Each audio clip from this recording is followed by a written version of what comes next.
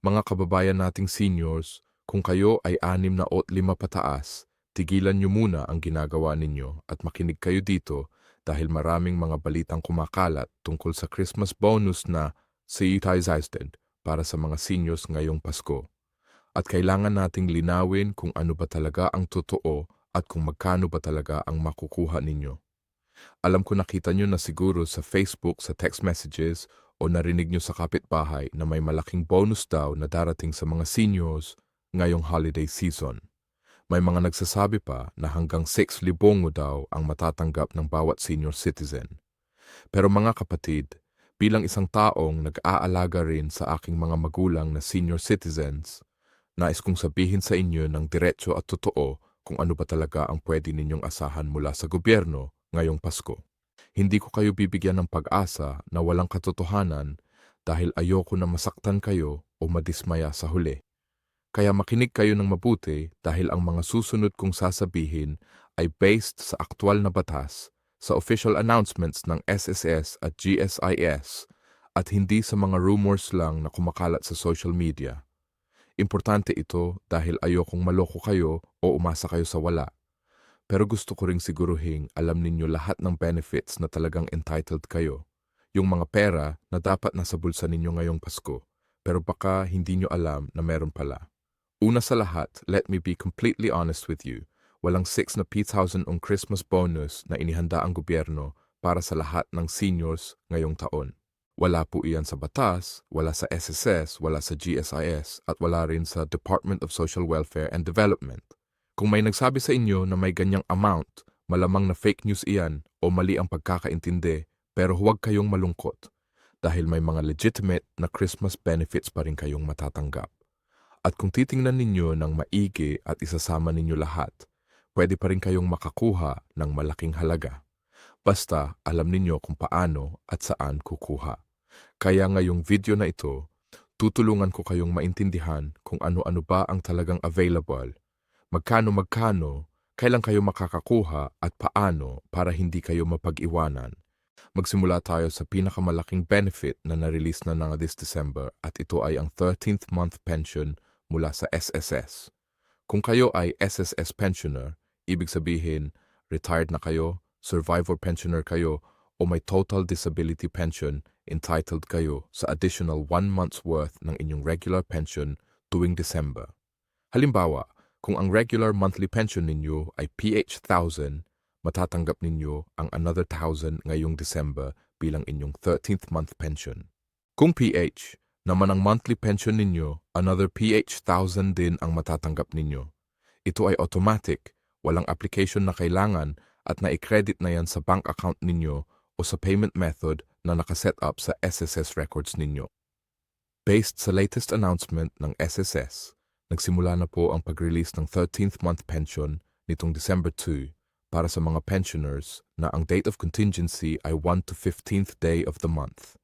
At nag-release ulit sila ng second batch nitong December 4 para sa mga may contingency date na 16th to last day of the month. Ibig sabihin dapat, by now, nasa account ninyo na ang inyong 13th month pension kasama ng regular December pension ninyo. Tingnan ninyo ang ATM o bank account ninyo. Dapat doble ang natanggap ninyo ngayong Disyembre compared sa usual na buwan. Ngayon kung GSIS pensioner naman kayo, meaning government employee kayo noon bago kayo nag-retire, may Christmas cash gift din kayong natatanggap from GSIS. Ang cash gift na ito ay equivalent ng 1-month pension ninyo pero may maximum cap na 10,000. Ibig sabihin, kung ang monthly pension ninyo ay PH1,000, makakakuha kayo ng PH1,000 cash gift. Pero kung pa 15,000 ang pension ninyo, ang makukuha ninyo ay 10,000 lang dahil iyan ang maximum. According to GSIS, nagsimula na rin ang release ng Christmas cash gift nitong Disyembre 6 ng 24. Ang estimated total na ibibigay ng GSIS ay umabot sa 3.47 billion para sa mahigit 3,000 old age and disability pensioners. Para makuha ninyo ito, kailangan na regular pensioner kayo na tumatanggap ng monthly pension. At buhay pa kayo as of November 30, 2024. Ang cash gift na ito ay credited directly sa inyong GSIS card At pwede ninyong i-withdraw sa kahit anong BankNet, Megalink or ExpressNet ATMs nationwide. Pero may ilan sa inyo na baka hindi qualified sa GSI's Christmas cash gift na ito at kailangan ninyong malaman kung sino-sino ang hindi kasama. Hindi covered ang mga survivorship pensioners, dependent pensioners, mga nag-avail ng 5-year lump sum payment na hindi pa nag-resume ng regular monthly pension at mga nag-retire under the portability law kung saan nag-combine ng SSS at GSIS contributions. Kung kayo ay isa sa mga categories na ito, unfortunately, hindi kayo makakakuha ng Christmas cash gift ngayong taon, pero patuloy pa rin kayong makakatanggap ng regular monthly pension ninyo. Importante na maintindihan ninyo ito para hindi kayo mag-expect ng something na hindi naman talaga para sa inyo at para hindi rin kayo mag-aksaya ng oras na pumunta pa sa GSIS office para magtanong kung bakit hindi dumating ang cash gift ninyo.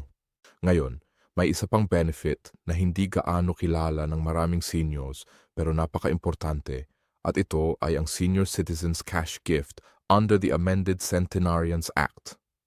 Noong Pebrero 26, 24, nilagdaan ni Presidente Marcos ang Republic Act 11, 1000 sinaan at 82 na nag-expand ng Centenarians Act. Under this law, kapag nagpung taong gulang na kayo, makakakuha kayo ng one-time cash gift na 10,000 mula sa gobyerno. At hindi lang dyan natapos, tuwing makakarating kayo ng milestone ages na 85, sinapu ay i-50 taong gulang, makakakuha kayo ng another 50,000 each time. At kapag nag-1 taon na kayo, ang cash gift ay tumataas sa PIA 1,000. Maraming seniors ang hindi nakakaalam ng benefit na ito, kaya hindi sila nag-a-apply. Kung ikaw ay nasa age bracket na yan o papalapit na, siguraduhin mag-apply kayo sa inyong local DSWD office o sa Office of Senior Citizens Affairs sa inyong city o municipality. Dalhin ninyo ang inyong valid ID, birth certificate at senior citizen ID. Ang processing time ay usually mga 2 hanggang 3 buwan, pero sulit na sulit ang paghihintay dahil malaking tulong yan sa budget, lalo na ngayong Pasko. Bukod dito, mayroon ding social pension program para sa indigent senior citizens na tumatanggap ng PH Charlotte sa buwanan. Kung kayo ay 6 na taong gulang at higit pa walang regular pension mula sa SSS o GSIS at considered na indigent o mahirap, pwede kayong mag-apply para sa monthly stipend na ito. May proposed bill pa nga na nagsuggest ng additional PH 1,000 year-end bonus para sa mga tumatanggap ng social pension. Pero as of now, hindi pa ito naging batas. Pero kahit walang additional bonus ang regular PH 1,000 ng buwanan ay tuloy-tuloy pa rin kayong makakakuha. Para mag-apply, puntahan ninyo ang DSWD office sa inyong area at magdala ng Senior Citizen ID Certificate of Indigency from your barangay at valid government-issued ID. Ang program na ito ay para sa pinaka-vulnerable na seniors na walang ibang source of income. Kaya kung qualified kayo, huwag kayong mahiya na mag-apply. At ngayon, let me give you some practical tips para ma-maximize ninyo ang inyong retirement income ngayong holiday season at sa mga darating pang buwan. Una, kung hindi pa kayo naka-enroll sa online banking o mobile banking app ng inyong bank kung saan deposited ang inyong pension, gawin ninyo na ito as soon as possible. Bakit? Kasi mabilis kayong makakapag-check kung dumating na ba ang inyong pension without going to the bank or ATM. Alam ko marami sa atin ay hindi gaanong tech sa AV, pero pwede ninyong patulong sa inyong apo o sa kabataan sa inyong household na iset up ito.